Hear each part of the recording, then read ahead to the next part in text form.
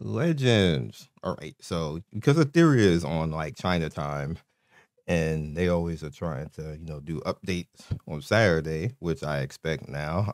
We have a hyper talk, so I get the little retweet and definitely give them some love right there to get more people looking at it.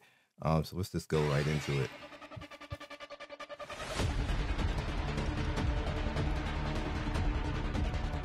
All right, hopefully this will.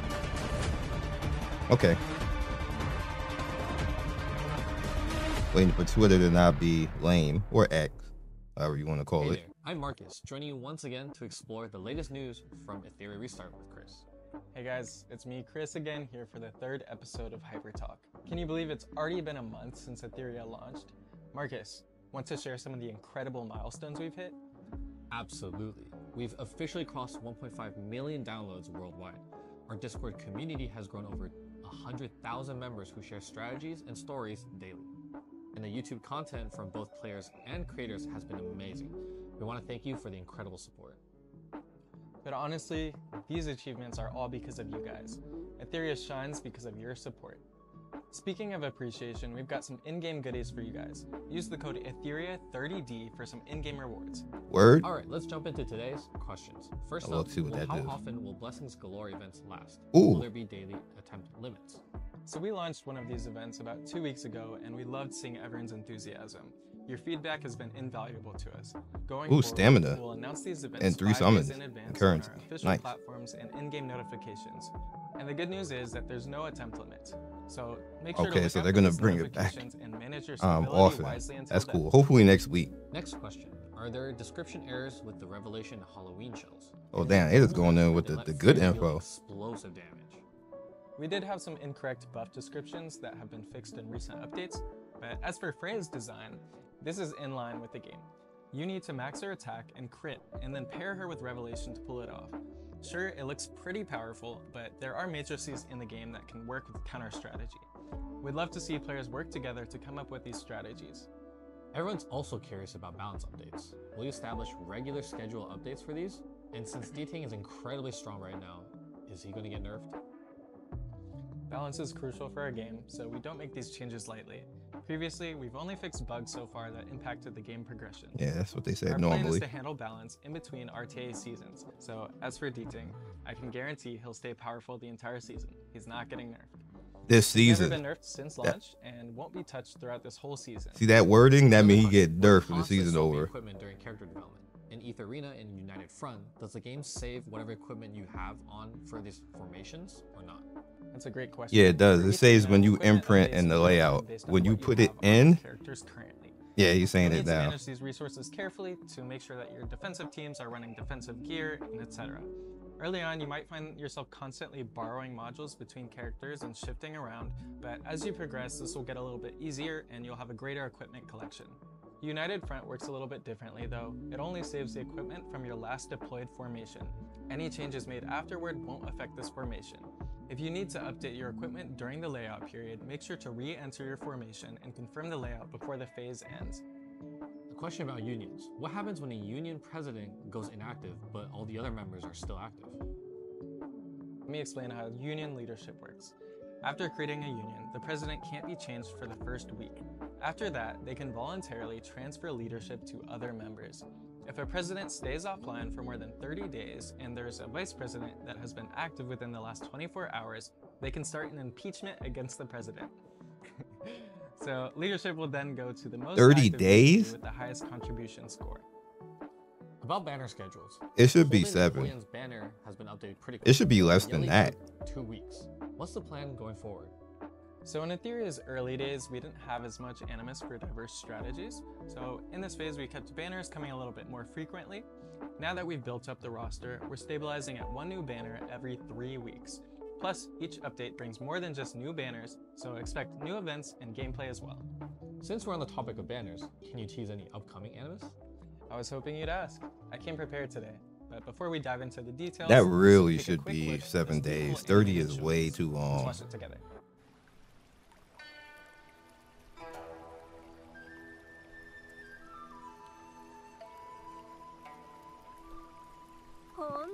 Another waifu. 深海タワーに行かずこんなところで関東だなんて。もう深海グループはルパートの手中に落ちたわ。あなた、今の自分の境遇を分かってる？ええ、ご心配には及びません。私にも考えがあります。奴を捕らえろ。決してあそこに近づけさせるな。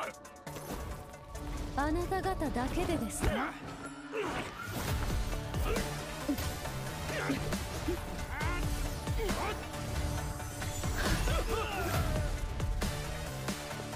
？What kind of character is she? 公爵後にあり、存分に策を練りなさいルパート。私の運命は私が決める。あなたにはその貪欲と傲慢の代償を払ってもらいます。Ooh, elusive grace.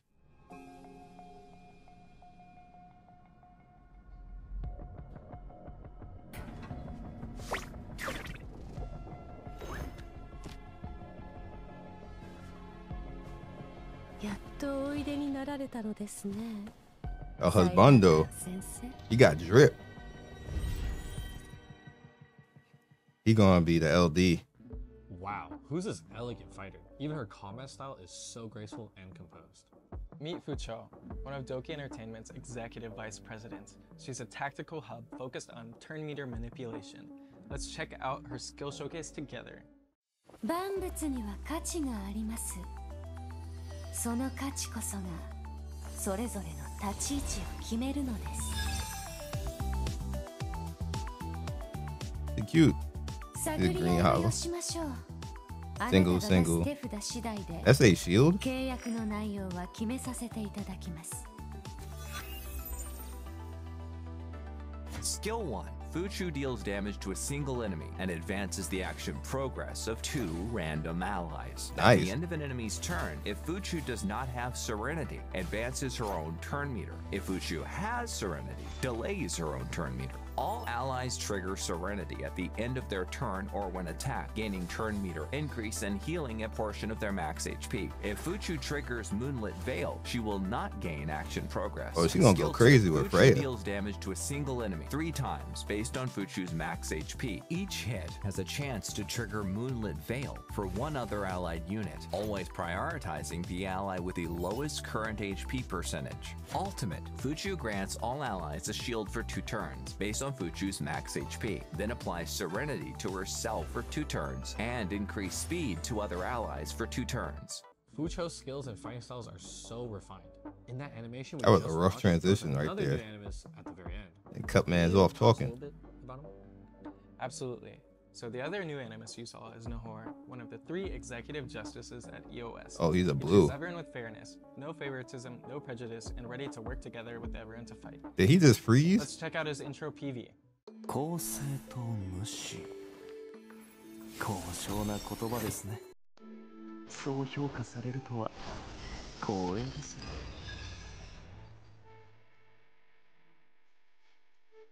固定観念にとらわれずに Single 私 dispel を debuff. 感謝します。私たちは良い Look how much Etheria coin he had. I wish. Skill 1. Nahor inflicts damage on a single enemy with a chance to apply lower defense for 2 turns. Nice. Skill 2.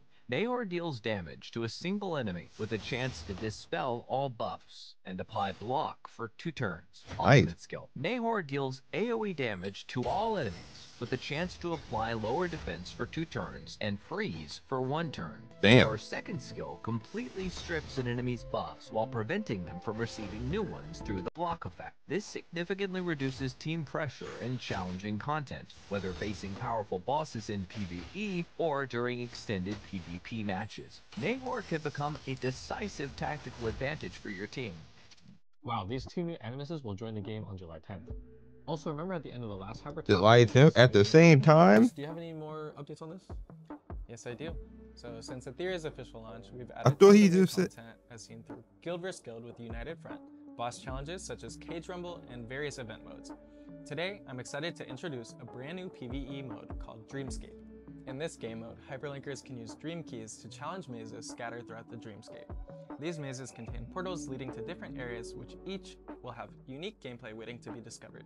You'll need to explore carefully and make strategic decisions. Simulated universe, is that you? In the mazes, you'll also encounter a massive boss known as the Dreamweaver. It has 3 different elemental forms, and you can switch between them daily for a different type of challenge. The more damage you deal, the better your rewards.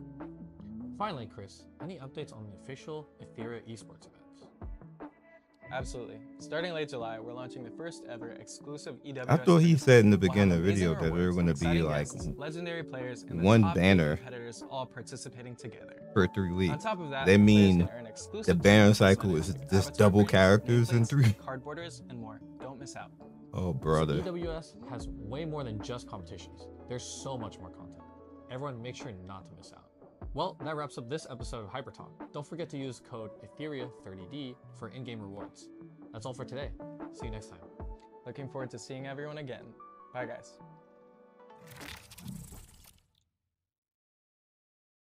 All right. That guild thing, that time is too long.